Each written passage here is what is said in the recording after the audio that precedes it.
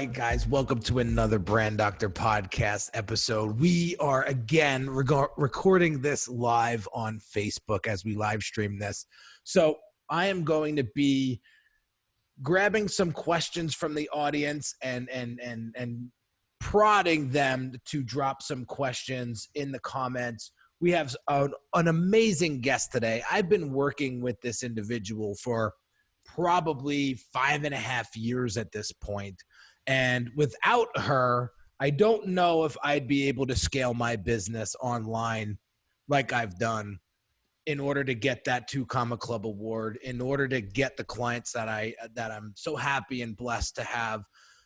She keeps me in check, she keeps me organized, and she keeps the team on point. And thank God I hired her and her team back then, because again, like I said, I probably wouldn't be doing what I'm doing today without her.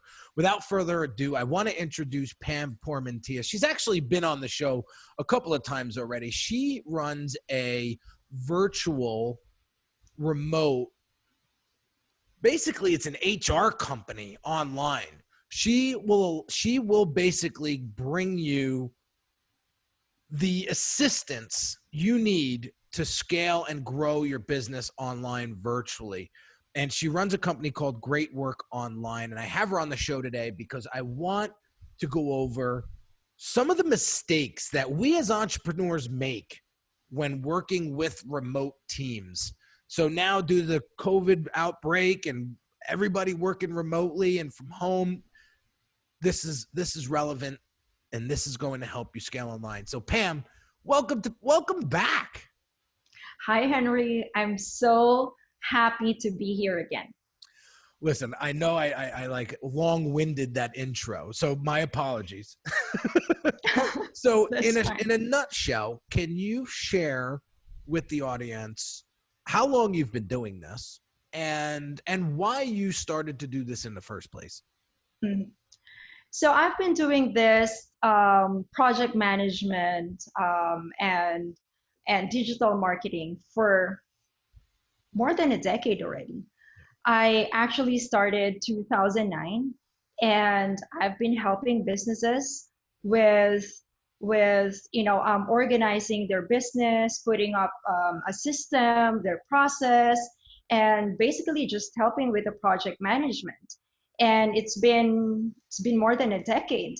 And the reason why I'm doing this is because I want to help entrepreneurs to free up their time and learn and teach them how to delegate their tasks, their daily tasks, and just do what they love to do, which is working with the clients, putting up a strategy and a plan, and I just work in the background.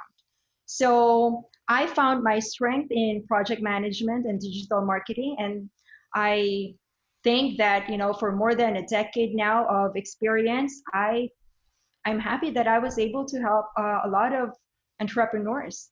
Well, you've definitely helped us over the past half a decade. So, I continue to thank you every freaking day. I count my blessings. Yeah. So I really appreciate the hard work that you and your team do for me and my clients, and just keep up the great work. Seriously. So there's some things I'm going to get into, the mistakes that some entrepreneurs make when working with a remote team or hiring a remote team. I remember way back when I was starting to build out my team, I was nervous that, that nobody was going to do it like me, right? Nobody was going to do it like me. I might as well do this myself. And that became very overwhelming very quickly, so what do you say to an entrepreneur that says, you know what, this sounds great, but like I've dabbled in building out remote teams or hiring, VAs in the Philippines or offshore. And it's just it was a huge disaster. The language barrier was a big problem. I'm just thinking of all the objections people come up with. How do we change that mindset, and what can an entrepreneur do to fix that? Yeah. You know what? Before I answer your question, I already been thinking of so many things that entrepreneurs are making a lot of mistakes when they hear about I need to hire a VA, I need to build my remote team. But you know, the bottom line is you need to have a good communication with your team. This is based from experience. Let me tell you, share with you a story.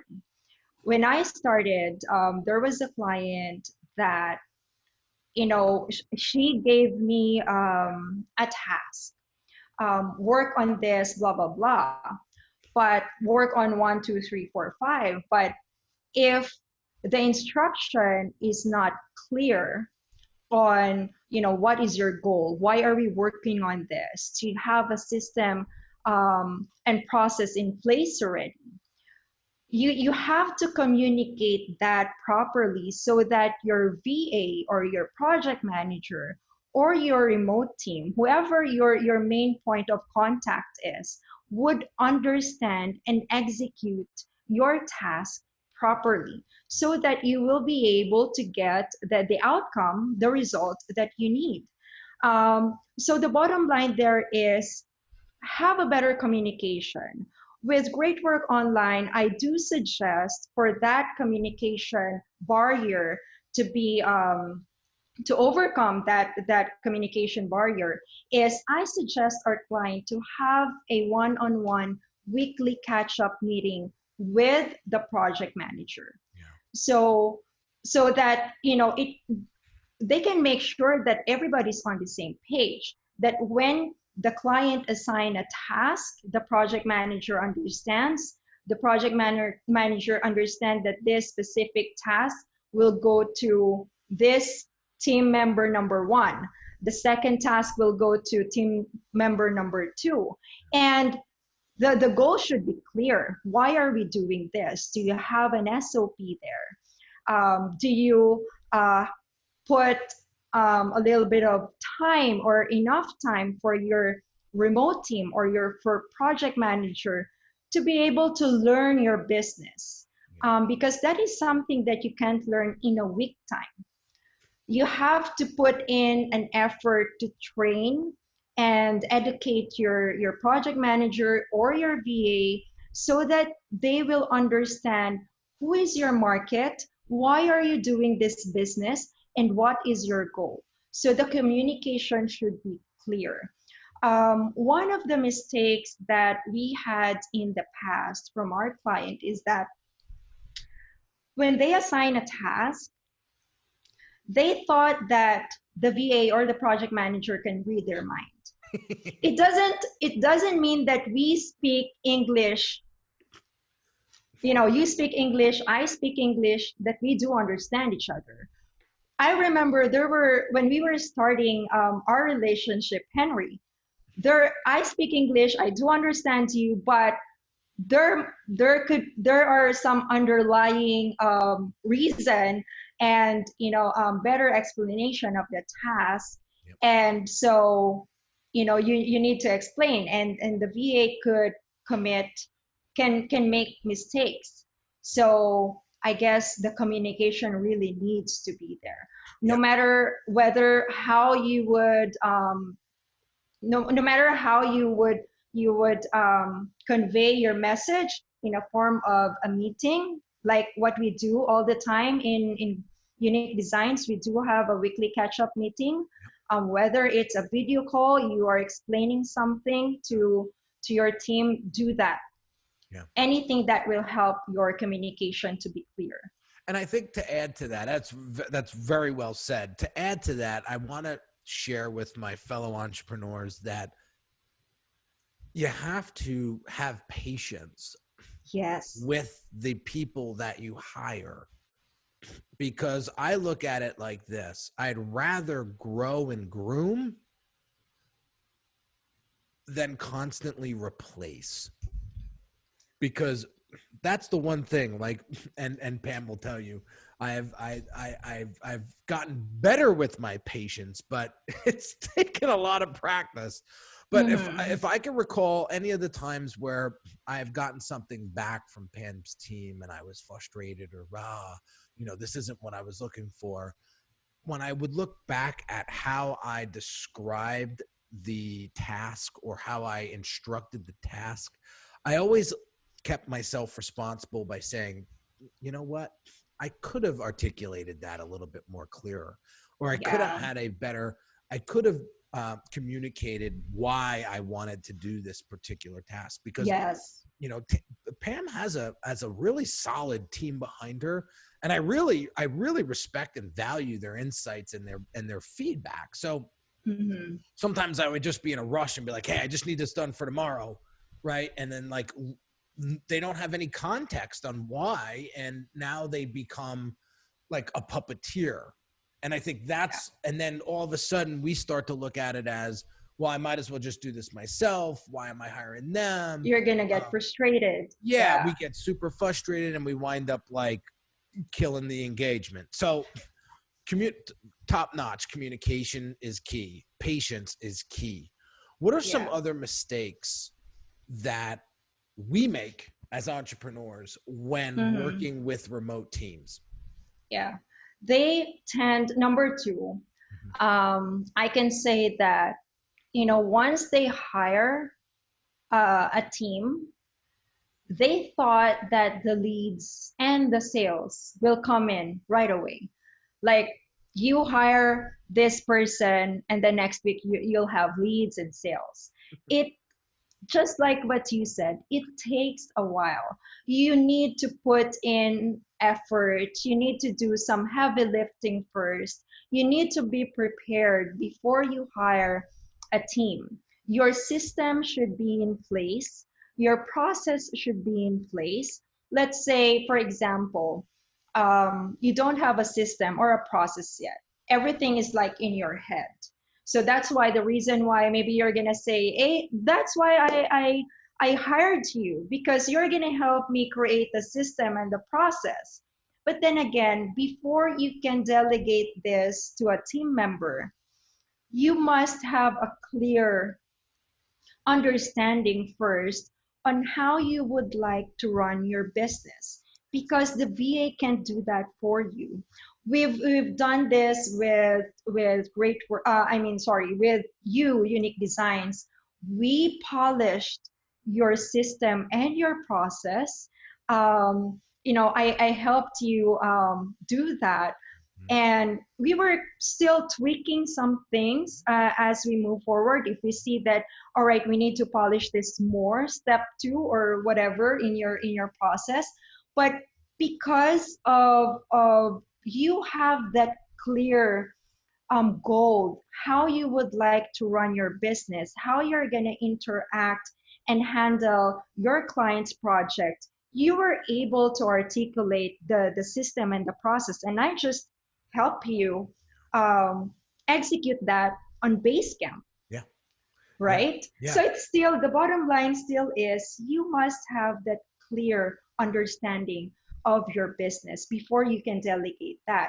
And then again, you have to have that patience and put enough time for the learning curve so that your team member can understand your goal and your audience. So when we put that system and process, everything just it was so like smooth. Smooth as ice. It was smooth as ice. And it was not just us being happy about the system and the process. Most importantly is all of your clients are happy with it. Yeah. That's the end result, right? And also for those folks that are watching on Facebook right now, I want to encourage questions. If you're thinking about creating a remote team or building out a remote team online, like, here's your chance to ask a 10-year veteran that has been doing this for entrepreneurs. So, no question is a stupid question. Drop the questions in the comments and I will field them accordingly and and replay them so our folks on iTunes and YouTube will get an understanding of what the question is. So yeah, I want to back up what you were just saying. You know, one of the things that I had the most anxiety about when I was hiring my first project manager was, what do they do? I don't want to hire them and just have them stare at me in the face like, okay, Henry, you hired me. What do I do? So before I came to Pam, I had some choke points in my business that were really bogging me down. Like, for example, back in the day, I used my email as work orders, as a work order. And I did not have a system for clients to submit a project. They had to email me. I get 100 emails plus a day. That was not a very efficient system. So when I went to Pam, I said, first thing on the docket is, how do we systemize people or clients putting in design work projects?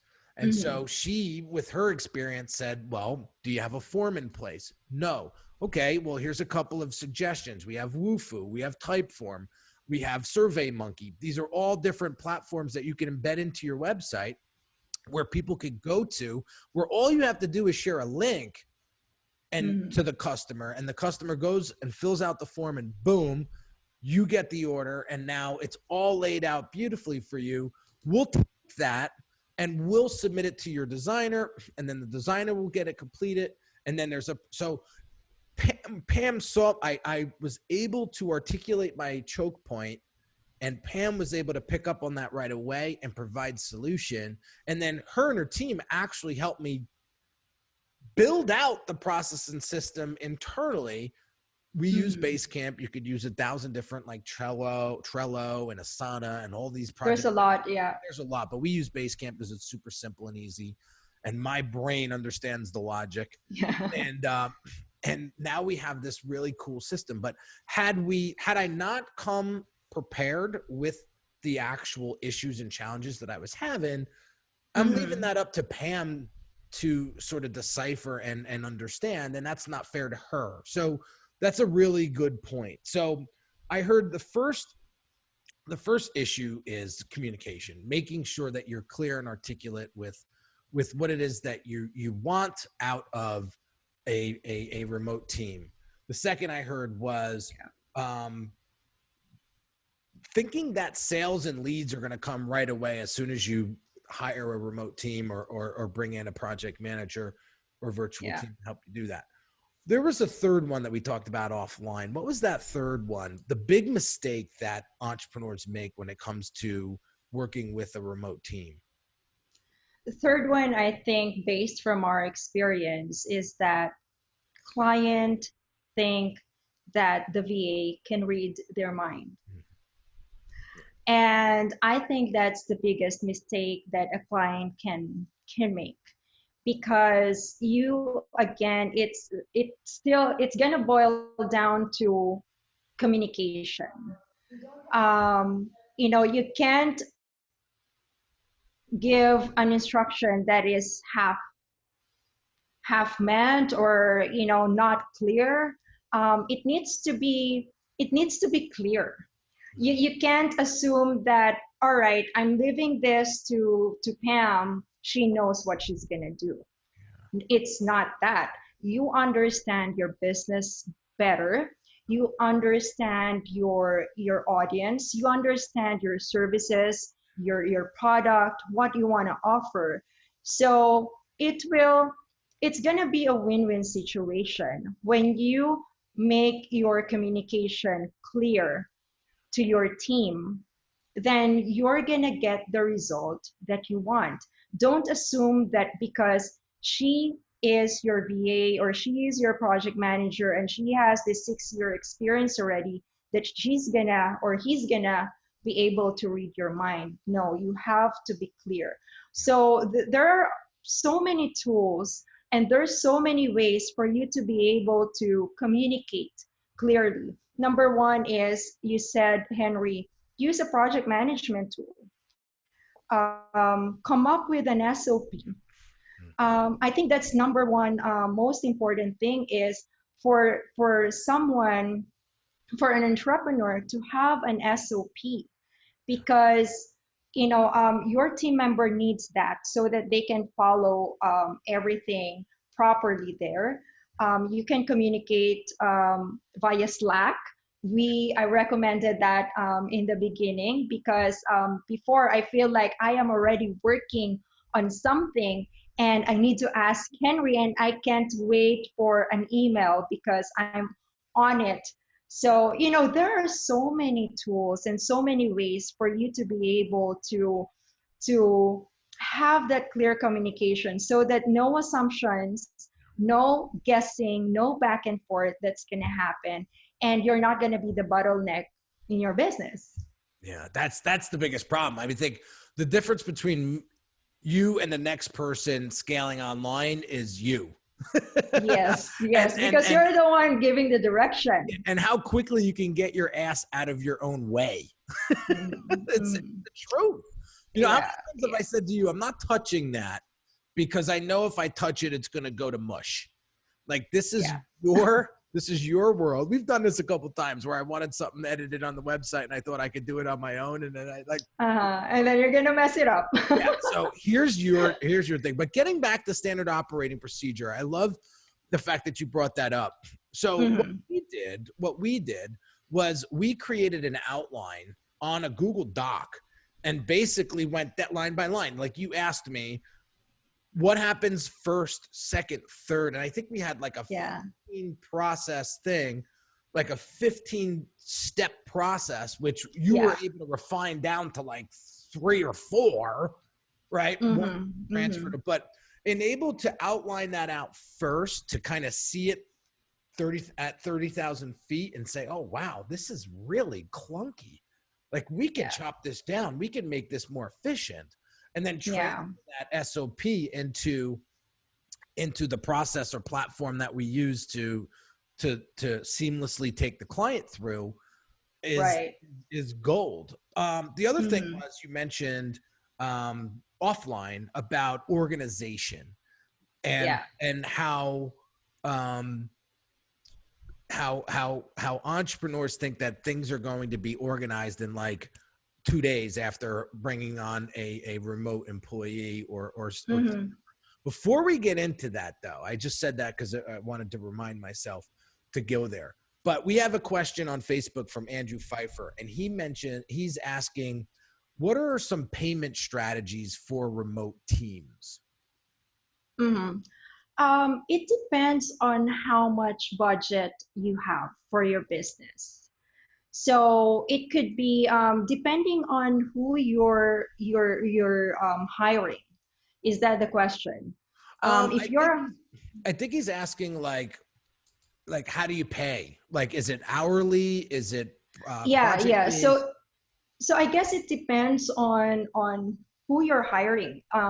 If you're gonna and the budget, again, it's the budget.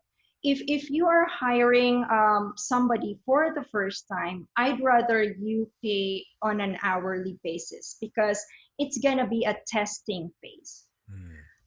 If you already have that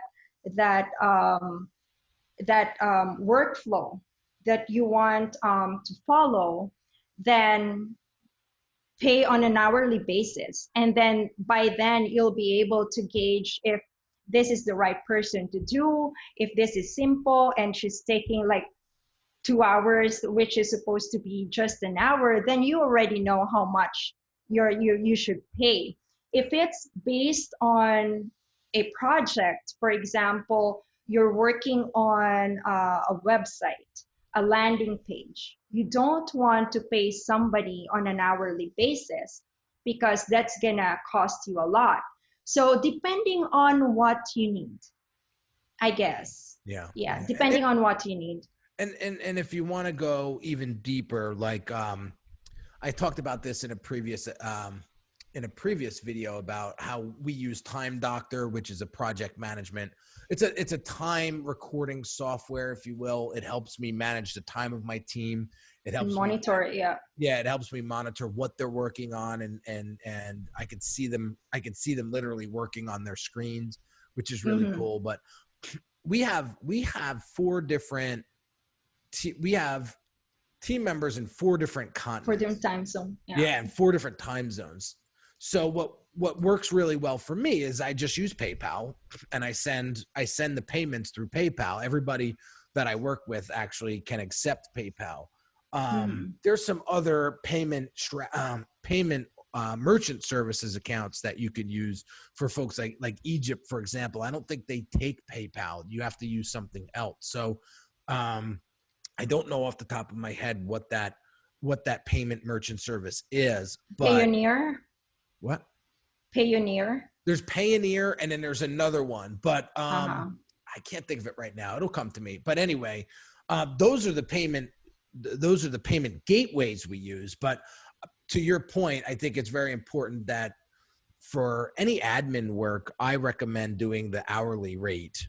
Yes. Find a really good hourly rate, and then pay them hourly, because since the COVID-19 outbreak, we were averaging 15, 20 hours a week, right? Which on things that weren't necessary. They were nice to haves, not must haves. So we actually cut that back, and that was easy to do, because I said to Pam, Pam, we got to cut this in half for the time being, just to get us through this. So we're going to be at 6 hours. And I know this is lean and mean, but this is what we got to do to survive. Yes. Yes. But and you were like, okay. So it was very easy to do that from an hourly basis. We're going from 15, 20 to 6. We're going to bust our ass and work as efficiently as I can in those 6 hours.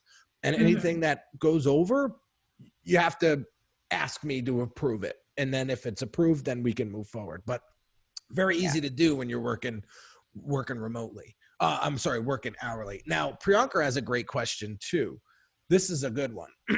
How do you bridge the time and cultural differences between members of an online team? That's a really deep question. Yeah, that's a good question, Priyanka. I think what you can do there to bridge that is have a regular meetup, just like what we do. We have a weekly catch-up meeting. We brainstorm. You share your goals, your plans, your failures, your wins, and through that you also you learn to know your team members. And by knowing your team members, you just break that gap of cultural differences, and you understand each other. I guess that gives you more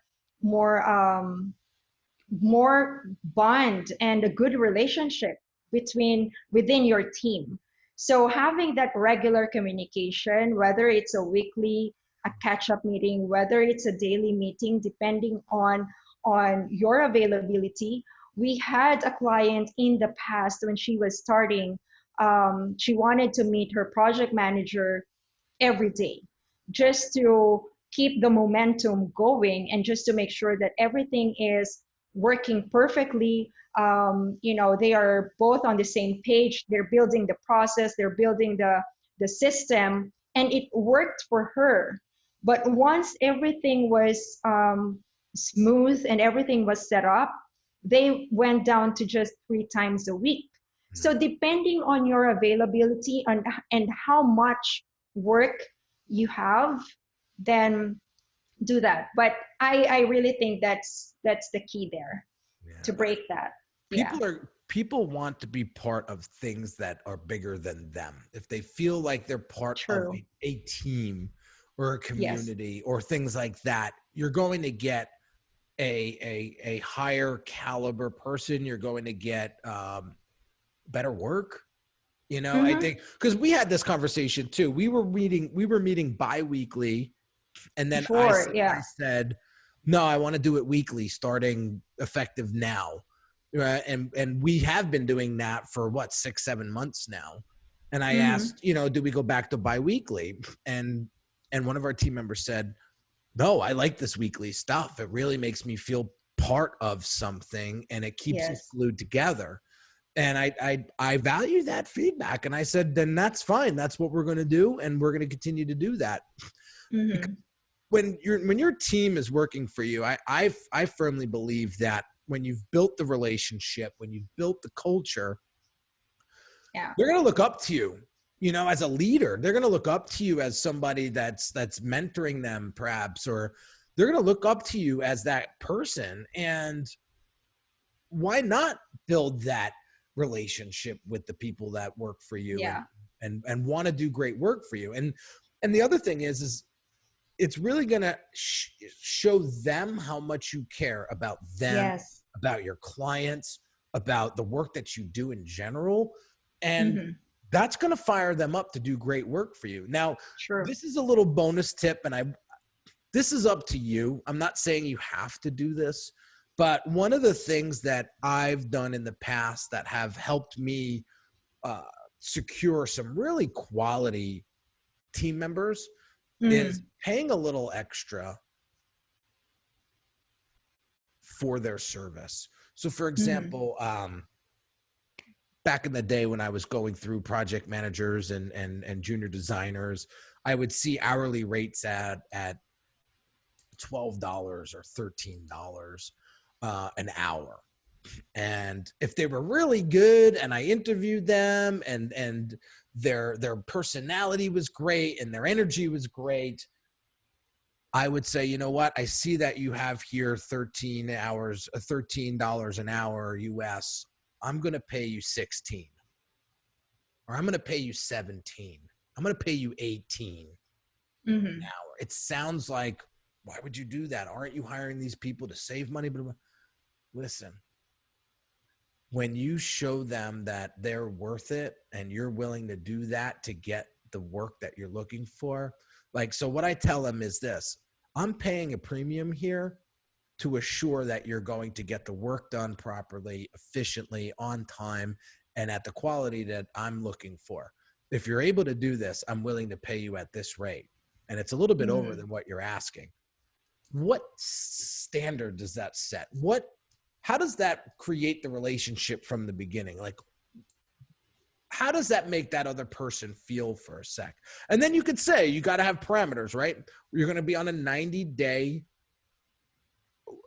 what's the word they call it? Like a 90-day probation period. Let's see how we work together in the next 90 days. It's 3 months. Give you enough runway to get used to everything. And if it works out, then we'll keep you on board. And so we've done that. We've done that a bunch of times, and it's been really helpful. I mean, we've gotten some really great talent. People would like to feel valued. They don't want to feel like they're just another brick on the wall.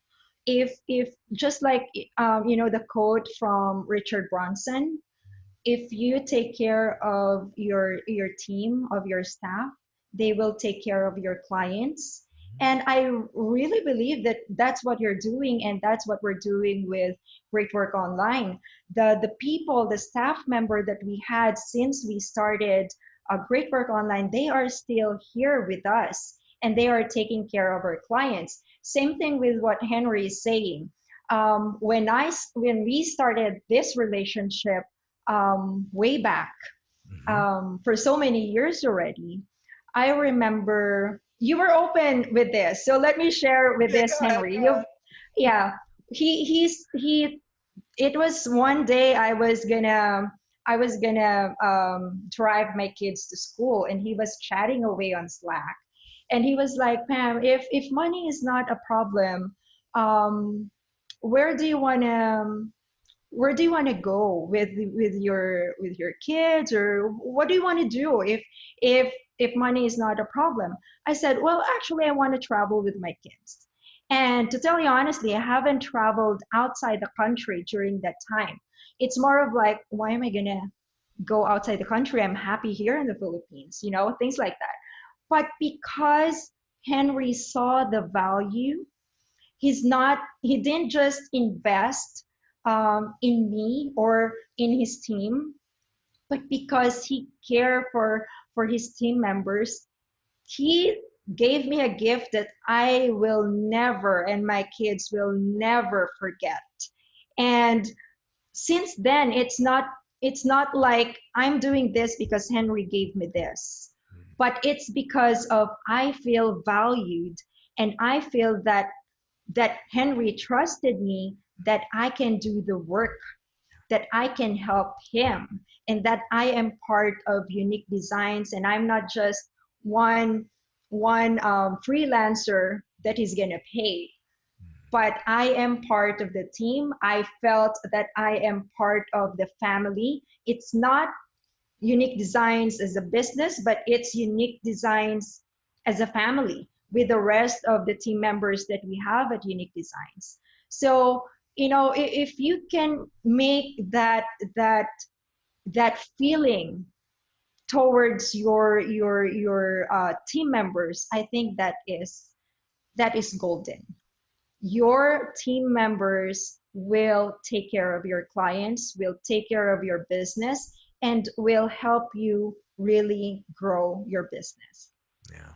Don't treat them, don't treat them as disposable people. I see that a Mm-hmm. lot. It goes right through me when I hear people talk about their VAs and talk about their remote teams, and they talk about them like they're disposable, like they could get one, at a drop of a hat, and that really, being the people person that I am, that doesn't resonate. I know they're trying to look cool in front of me by saying like, oh yeah, I can just get a VA and do this, and right, and like they're trying to look like they got their shit together.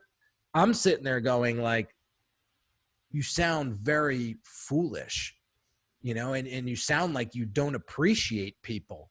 And like, quite frankly, I don't know if I would want to work with somebody like you, because look at the way you treat your team. Mm-hmm. I'm no different. You're not going to treat me any different. Who am I? So be careful how you treat people, because how you treat people is how you're going to get treated. Believe me when I tell you.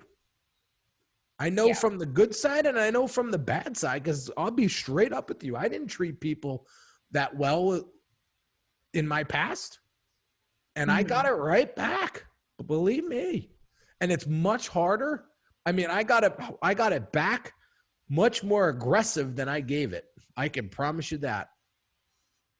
And so just think about that when you're working with your team, whether it be remotely or even in-house.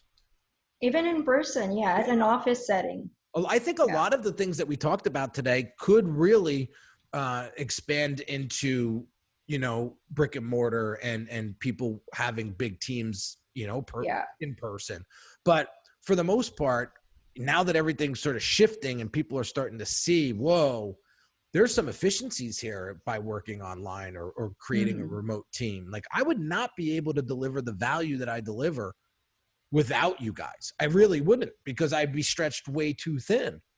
And that's the biggest objection, or I shouldn't say objection, but that's the biggest choke point that my clients have when it comes to growing their business online is, Henry, I'm trying to be the copywriter. I'm trying to be the designer. I'm trying to build out my own funnel. I'm trying to do my own logo. I'm trying to do all this stuff. And I've hit rock bottom. I know I can't do this stuff anymore. And I know it's going to cost me more if I don't hire you. So I might as well hire one of the best and get it done right the first time. And it's the same thing when you're working with admins or project managers. Like, your time is valued at X.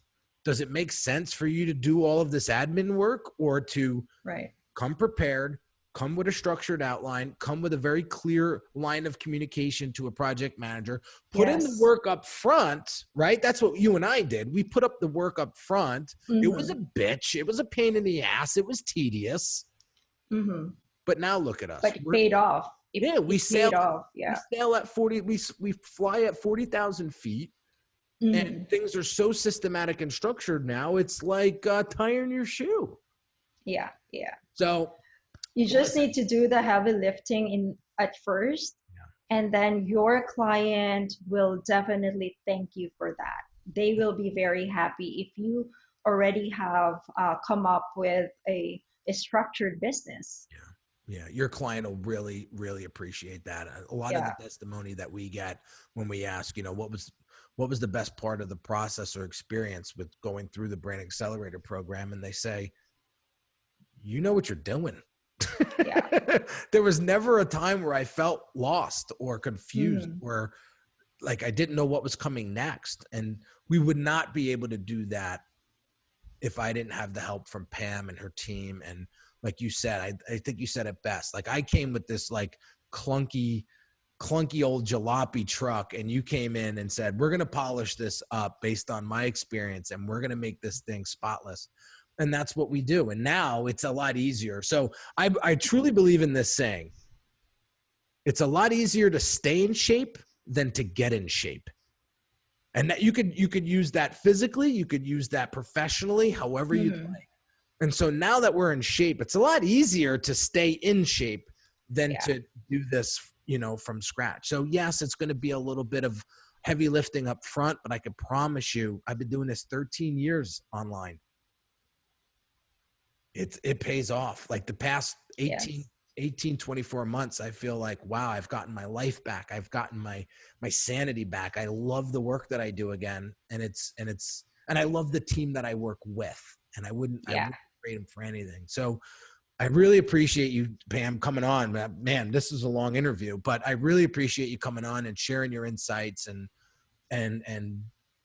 just giving the honesty that you've experienced and honesty to the folks that need it the most right now. Thank you so much, Henry. You're very anytime. Listen, Pam, I'd be shooting myself in the foot here if I didn't tell or ask you where people can learn more about you and your team and great work online. Mm-hmm. So you can check us out at greatworkonline.com. We have a podcast called How to Build a Team.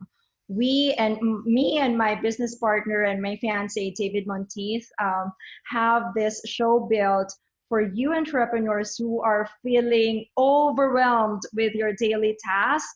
We give away tips and guidelines on how we can help you, how you can manage your team, how you can build a team, how you can interact with your virtual assistant or your project manager, or a freelancer. So subscribe. Just search How to Build a Team, and just go to our website, and everything's there.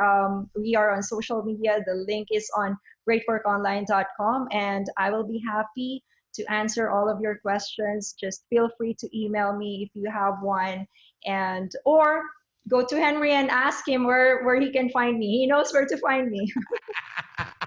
Yeah. I love it. Pam, thank you so much for coming on the show today. I appreciate everybody on Facebook dropping some great questions. Priyanka and Andrew Pfeiffer. For those folks that are just tuning in, you'll have to catch the replay. But thank you so much for sharing your insights with us today. And for all you entrepreneurs out there that are looking to grow and scale your business online, I have a great resource for you. If you go to uniquedesignz.net, so it's Unique Designz with a Z at the end, not an S, .net/scale your business, you will get a great little quick video series on how we've been able to help our clients grow and scale online. And then I also have another resource for you. This is a downloadable resource.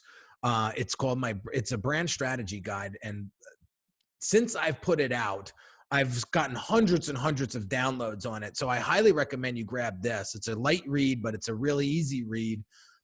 If you go to Unique Designz with a Z at the end, not an S, .net/brand strategy, download that resource. It's 36 pages, but it's very well designed. It's more visual than it is reading, so it's not going to be a bore for you. It's really going to help you position yourself and get yourself set up online so that you could grow and scale. So have an amazing day, guys. Pam, thanks again. And I will catch you guys on the next episode. Take care. Bye-bye.